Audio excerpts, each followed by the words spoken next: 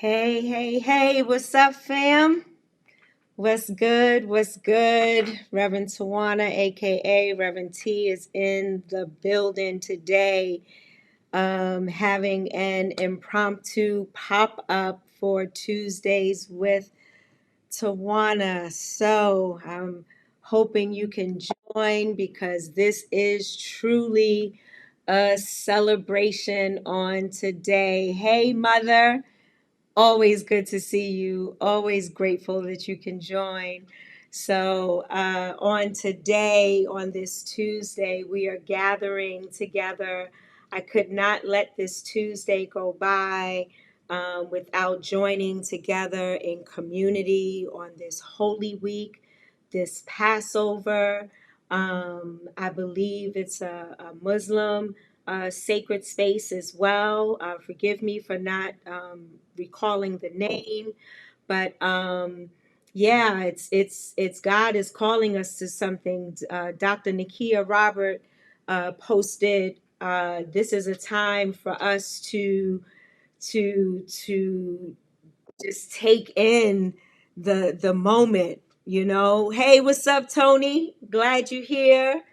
My sister with the crown, hubby with the new heart, great things happening with your business. So it's a celebration today in the midst of this Holy Week. And oftentimes during Holy Week, we find ourselves in many challenges. And it's not that any of our challenges have gone away.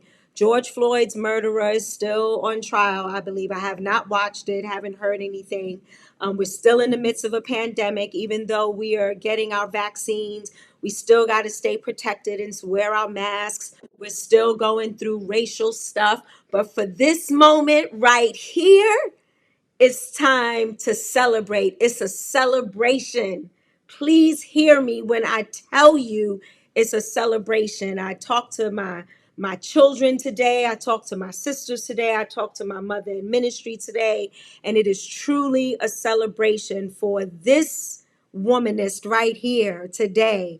So in the PhD process, you go through, depending on the school that you attend, you either have comps or comprehensive exams. You have papers that kind of serve as comprehensive exams, but they may be short. Well, short is relative, 20 to 30 page comprehensive papers.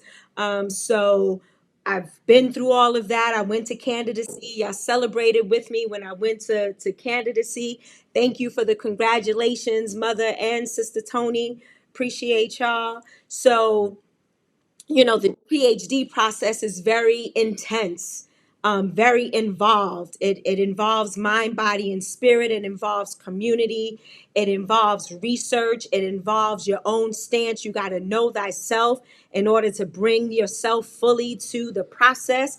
So on today, this is like, I was talking to Mother today, Mother Carolyn today, and I said, if I had to like simplify this and put it in layperson's terms, it's like a midterm to a final, right? So I am done with the first three chapters of my dissertation. Not done. I have revisions and stuff to do, but I'm pretty much the first three chapters have the framework and have all the verbiage that's needed and the references, and then I do my research. So now this hearing gave me permission to move forward, created space for me to move forward, to go ahead and to do my IRB and my informed consent and the other things that are needed because I'm dealing with human subjects, human participants. So I get to do my research on during, you know, the month of April. I'm doing a qualitative study, so it's strictly semi-structured interviews. Let me pause for a moment. Jill Fricker in the building. Yes, way to go. Thank you so much. Tony says, I dance for my students when they successfully defend. Dr. Falami is in the building. Ashe, Asheo, my beloved. Thank you for all of your inspiration. Quante is in the building. Thank you, my beloved sister, saying congratulations. So listen. So I do my research. That'll be my chapter 4. And then chapter 5 is pretty much wrapping everything up. And I'm hoping and praying and planning to defend by June 30th. And let me tell y'all something. Dr. Falami said, come on now, speak that language, Sister Scholar. Oh, yeah, for sure. That's a little Harlem. We're in the midst of my scholarly lingo. So let me tell y'all, I was talking to Mother Carolyn, and she pretty much called the roll because I said my dissertation chair was telling me to keep my prayer warriors, right there. They're not done yet. They prayed me through this, and she said, I don't know how you do it, Tawana. She said, you're in treatment, you're healing, you know, and started calling the roll. And Mother Carolyn finished calling the roll for me today from last year, 2020, when I had my surprise birthday party right before the pandemic truly hit us. I had 80 people at my party and no one got the coronavirus, and everybody made it home safely. I even had emergency surgery the day after my birthday. The party was Saturday, my birthday was Monday. I had emergency surgery on that Tuesday, then moved across country last summer to the East Coast, then completed, became a candidate, PhD candidate, and then completed my first three chapters going back and forth, and got my hearing proposal and got that done today. And when I tell you, it was so amazing and such a blessing. My committee rocks. They are so supportive. They are truth tellers. They are setting me up for success. And I am so grateful. So I got to get in the grind, though. I got to get in the grind in order to complete and defend by the 30th. So it's a pre-defense and then defense for those that don't know the jargon, because I didn't even know until I was in the PhD program that there was like a hearing first, which I'm grateful for, because they want to, the committee and, your team wants to make sure that you're on the right track. So I'd rather have that pre-defense than to get all the way to the end and they tell you, boo, this ain't gonna work. You gotta go back and start again. Mia mana. Yes. Mwah. I love you too.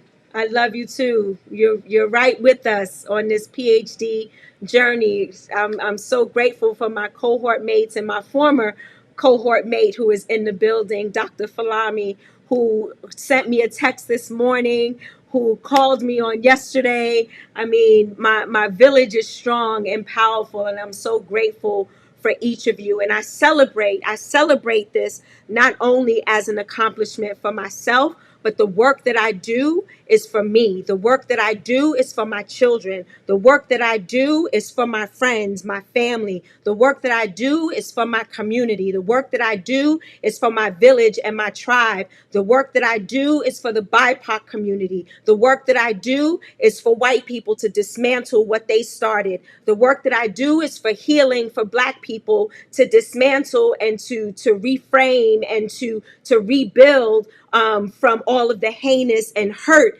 that white people have caused through systemic ills. So in this work, I do this for us. So I said, today, I got to do Tuesdays with Tawana. I got to do it. I got to celebrate with my tribe, with my village, because this is a huge accomplishment in the midst of diagnosis, in the midst of active treatment. I had my vaccine on Saturday, my second vaccine on Saturday. Slept and ate all day Sunday, took Tylenol around the clock and anti-nausea medication so that I didn't feel the after effects of the vaccine. On Monday, just yesterday, I had treatment, and then today had to present my proposal, my dissertation proposal to the committee for my hearing. So when I tell you this is a village thing, this is a community thing, healing happens in community. Mother Carolyn reminded me that God is a miracle worker. So I am not concerned about you not defending on before June 30th. This is going to happen. And she called the roll for me from 2015, when we started Soul to Soul, and then I was diagnosed in 2016, and Soul to Soul went from making $1 to $20. You know what I mean? I mean, that, yeah, just an example. So we don't put all our business out in the street, but, and she called the roll and said how God has been working through my diagnosis, even in the midst of chemo brain, even in the midst of fatigue, even in the midst of body aches, even in the midst of limited activity or limited movement, even in the midst of having like these phantom feelings, because I tell y'all, I wear a um, uh, prosthetic bra. And there are times when I feel like I really have breasts, because just like if somebody has an amputation or something, they sometimes get that. And I don't know what it's called, but I don't know if it's called a phantom feeling or a ghost feeling, as if they still have that body part. So Jill said, "This is so uplifting. Your spirit." You are a spirit's demonstration. Thank you, Jill. You are just amazing and a wonderful friend, and I'm so grateful for you. And I'm glad that you are in my life and in my world, all of you. So there are things that I still go through, but I go through them. Right? We're in the midst of Holy Week. We're in the midst of that time where, for those who are Christians, Jesus is making his way to his last day on Good Friday. And why is it called Good Friday? Because good was actually meant, it's not really used in this tense anymore, but it was used as like sacred, as pious, as good as divine, and like Good Friday, or uh there's some other words that were used with good, but we're moving into that Good Friday, that space of grief where grief is love, right? So grief might be the hard part of this process of grief and loss, but the love part, you grieve. And Mother Carolyn taught me this: grieve when you love something or you love someone, that you or that you have lost. And it's a love. Do you grieve for people that you, well, maybe you do. I grieve for people who lose their mother, because I can relate somehow to that. Or I grieve for people who are newly diagnosed, or like my mom who died in 1993 of multiple myeloma. So the grieving for people that you love and you care about. So we're on this journey of Holy Week, of reflection, of sound reflection, of love, and seeking God in the midst of this moment of Holy Week: Maundy Thursday, Good Friday, Easter Saturday, which is also known as Silent Saturday, and then Resurrection Sunday or Easter Sunday. And we take the time to really revisit what that looks like in our own lives. What does a Good Friday look like in our lives? What does a Silent Saturday look like when we're called for healing and reflection? Speaking of which, Mother Carolyn,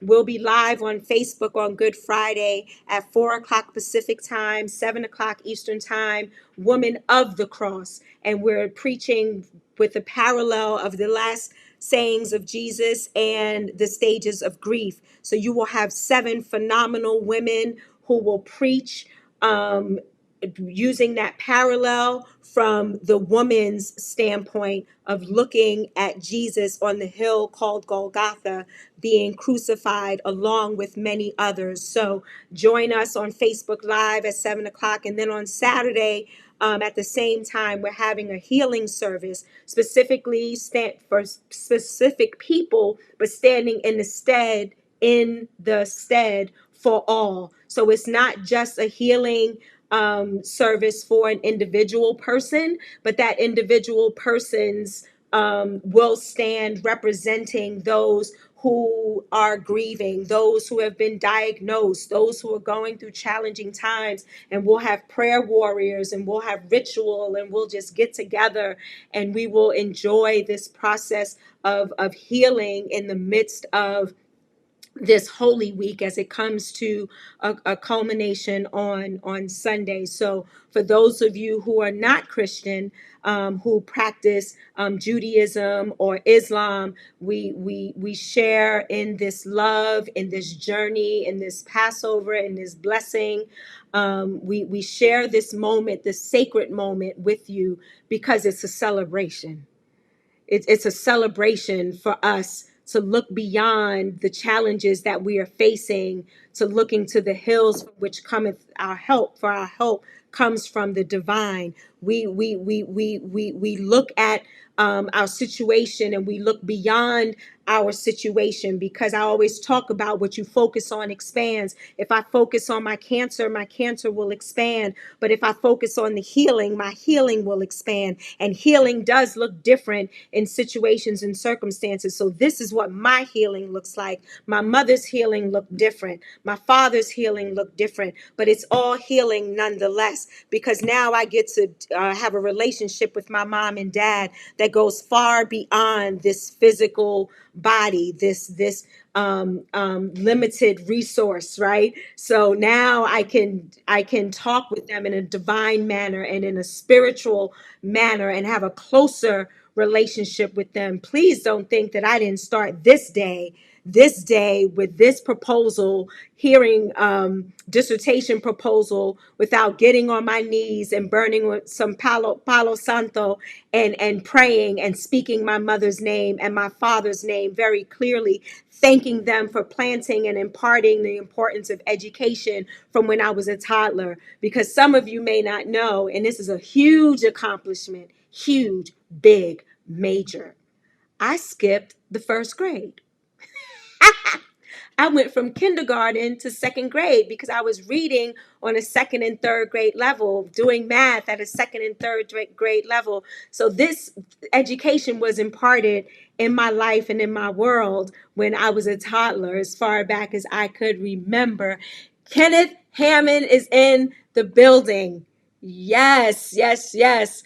He said, I'm going to send you a video through Messenger shortly. No problem, my chaplain friend. Hey, my niece Jay is in the building. Yes, it's a celebration today. A celebration for those on this line, for those on this broadcast, for those who are going to watch later. It's a celebration today. It's a celebration of this dissertation proposal, and moving toward and closer and inching closer to defending my dissertation, doing some research. Grateful to Soul, grateful for facing racism, grateful for my co-founder, grateful for the staff, grateful for the contractors, grateful for those we are about to hire. Thank you for Black women doing what you do in community and giving life to Black women, protecting Black women, and for building community and speaking life into Black communities and Black experiences. And this is what my dissertation is about: womenist leading and eradicating anti-Black racism for the liberation of the oppressed and the oppressor. Because it takes both of us. It takes white people to dismantle what they created. It's not our job to dismantle it. It's our job to heal. So in this process, as Black women leading, get used to Black women leading, beloved, because it's going to keep happening more often than not. So this is the pretense, I guess, or the pretext to what is about to happen in this world when it comes to Black women, whether it's in politics, whether it's in religion, whether it's in education, whether it's in construction, whether it's CEOs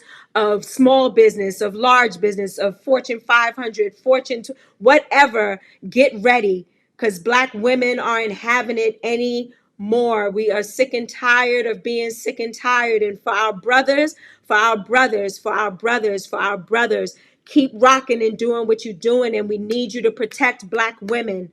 We need you in our lives to protect Black women. We need to honor you as the beautiful human beings that you are, and celebrate you as well. That cannot happen unless you rise up and take care of yourselves, and take care of your healing, and take care of the layers of trauma and the hurt, and get rid of the shame that is happening in your world because of past ills from our ancestors. You know, women and men were raped. Women and men were degraded. Women and men and children were ostracized and separated. So we have got to learn to heal based on our context and then come together so that we can protect one another and honor the dignity in one another. I am unable to have dignity without experiencing the dignity of another, because dignity works both ways. So we're going to need to come together and really call people in for the stuff that they're doing and not protecting Black women, and call them in so that we can get this stuff together and not further highlight white supremacy culture and degrade and demean our Black women. As Malcolm X says, I believe it was Malcolm X, that we are the most unprotected class that there is, the most unprotected Black women. So we need folk to rise up and protect us, because we are the mothers of this earth. We are the keepers of this earth. We are the ones who are out there getting our education or taking care of our families or raising other people's children. Let's go. Let's do this. Let's celebrate life together. Let's celebrate community. Let's celebrate life. Let's celebrate calling people in. Let's celebrate forgiveness. Let's celebrate having conversations and epistemological curiosity. Let's celebrate with one another, getting to know one another, forgiving one another. Let's talk about atonement. Let's talk about reparations. Let's talk about doing things that are going to be adverse to the status quo. Let's come together and not just talk about it, but be about it, because there's a lot of stuff going on in our world and we have a lot of stuff to contend with. So although it's very challenging and difficult to get on this broadcast and talk about celebrating, but I rather focus on celebrating than to focus on our demise, because what we focus on expands. So I rather focus on the celebration of life, the fact that I can breathe right now, the fact that I'm going on 5 years of survival, the fact that I've been 1 year without surgery, praise God, because for the first 4 years I was either in the hospital or enduring surgery every single year, 2 or 3 times a year. And now I have gone 1 full year without a hospitalization or without a surgery. Can we celebrate? Can we celebrate life? Can we celebrate breath? Can we celebrate the pneuma? Can we celebrate the ruah, the breath of God, the breath of life? Can we celebrate the trees that give us life and we give life back? Can we celebrate the sunrise? Can we celebrate the snow, I believe, that's happening in Colorado? Can we celebrate community? Can we celebrate life-giving forces? Can we celebrate Sankofa, where we go back and fetch it to all of the amazing people that have come before us? This is nothing new. So yeah, I do have my ancestors' hands. I do have their power. I do have their strategic prowess. I do have their intellectual prowess. Can we celebrate that? What's up, Jonetta? Hey, what's up, Reverend? Blessings and congratulations. Looking forward to hearing more on your project. It is so good to see you, my New York sister, my New York first district sister, doing big things. So grateful. And Jonetta, it's always good to see you, my classmate. Let's celebrate life. Let's do this, y'all.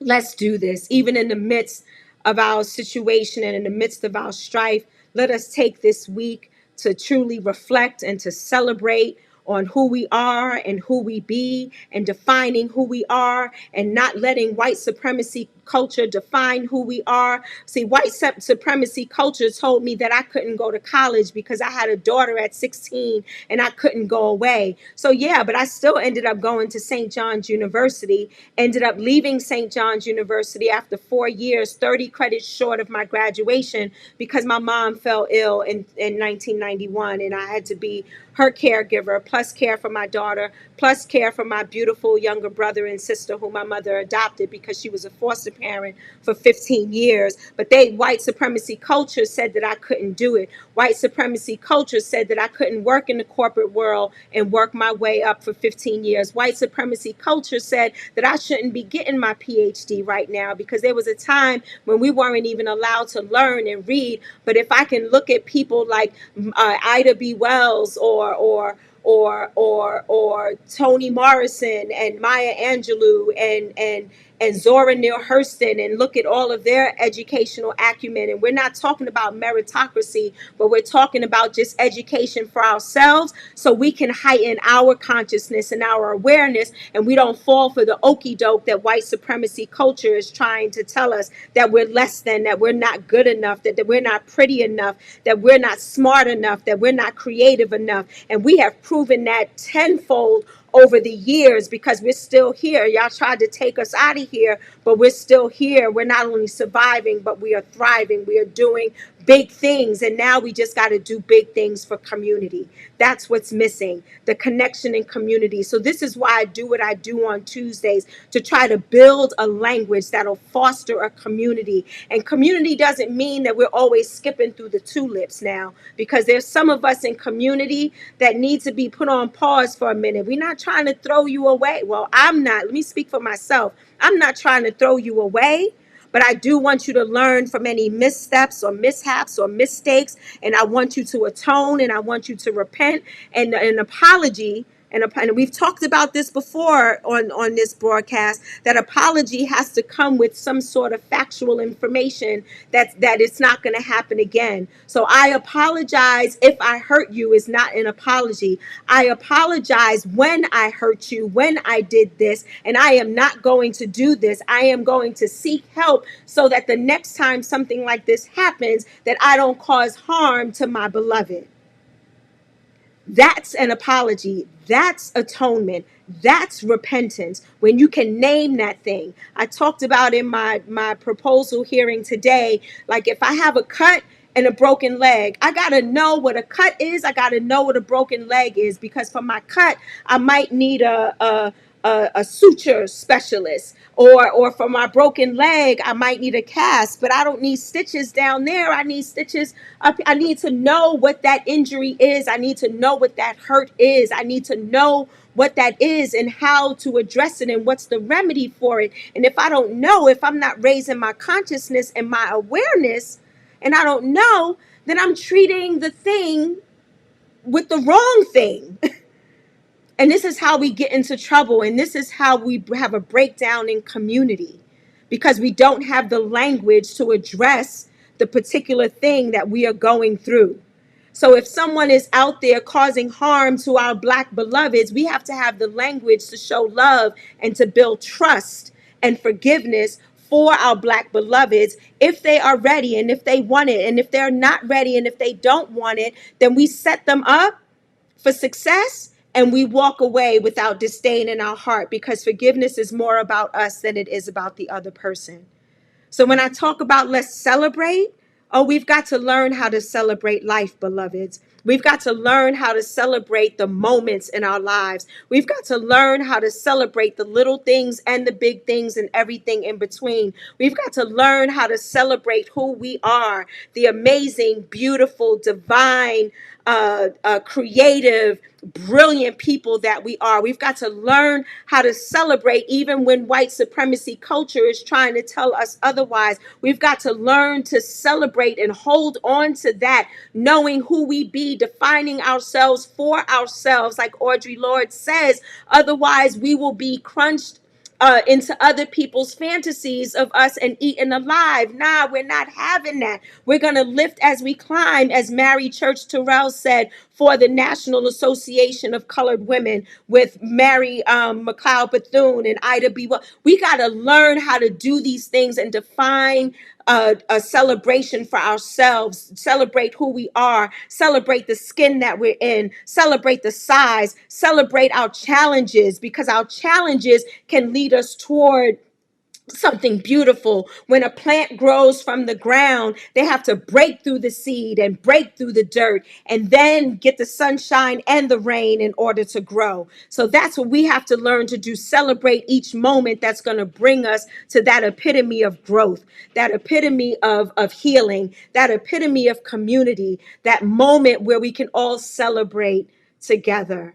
So I am so grateful on this day, beloved, that I have gone this far in my PhD program. And let me tell you this, I'll leave you with this. When I first started seminary in 2008, when I met the beloved Mother Carolyn Habersham and several others, Janetta, and we lost a few classmates this year, or the end of last year and this year, and we were just a family. We were a family, and I wrote down like this 5-year vision that I had for myself. So one of the things that I wrote was I wanted a PhD. I knew about a D-Min, but there was something in my spirit and something that God was telling me that I needed to get, or I should get or pursue and earn a PhD. I didn't know why, just like I didn't know why I was being called to seminary. I had no idea. My family I didn't come from a line of preachers. So I just wrote it down, write the vision, make it plain. And here I am. Write the vision, make it plain, celebrate you and your accomplishments. Comparison is of the devil.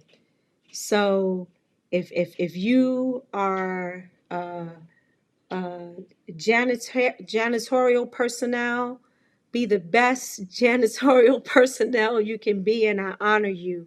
If you are unemployed and you are trying to be an entrepreneur and making things happen, I honor you in that space. If you are a preacher and they are not paying you enough, they're not giving you retirement, you don't have medical benefits, I honor you for the sacrifice, but please take care of you and celebrate you and put you first and demand what it is to survive and to do things by any means necessary so that you can live beyond these systemic ills of white supremacy culture, or people, profits over people, or we being demonized and judged because of the color of our beautiful dynamic skin. Bria, my little sister, I love you so much. She says, I am so proud of you.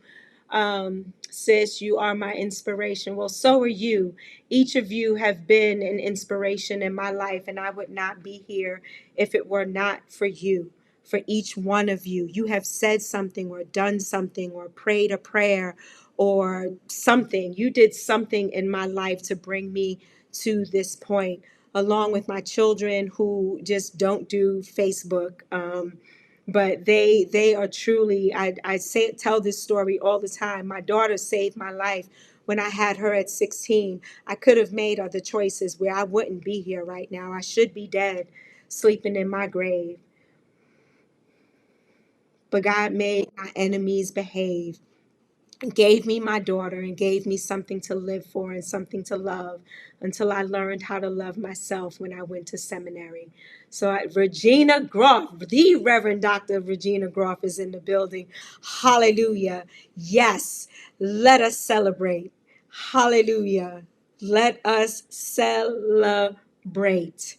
Yes. I love y'all. Thank y'all for joining this pop-up Tuesdays with Tawana, this moment to celebrate together, to celebrate life, to celebrate one another's accomplishments, to celebrate this journey that I'm on. And this journey is not taken alone.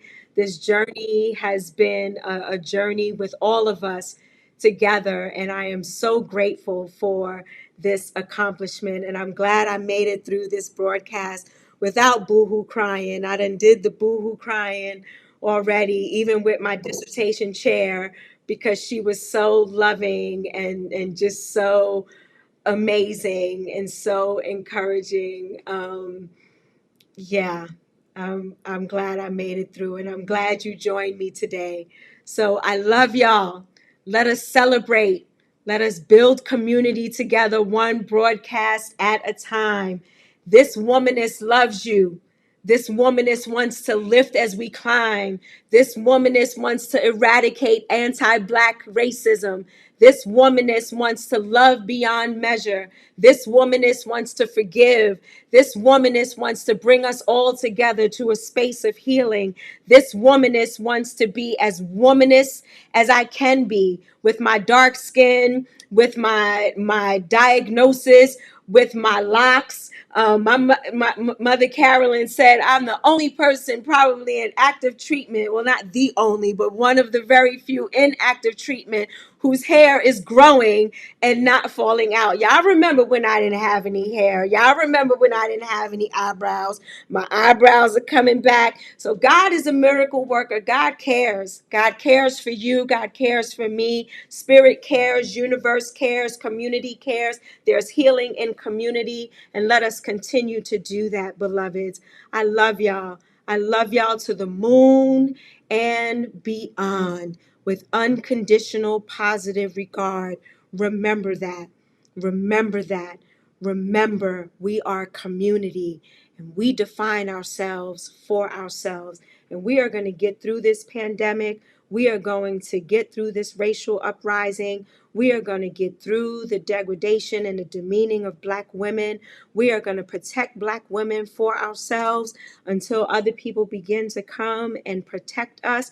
We are going to protect us, and we are going to keep rising and rising and rising until this country gets it together. A friend of mine said to me, he said, see what happened? Y'all let the men run the country, and now it's running amok. So we're going to need women to take over. So we were joking about it, but it's actually true. So, and our brothers, I love you. I love you, and I need you to love yourselves.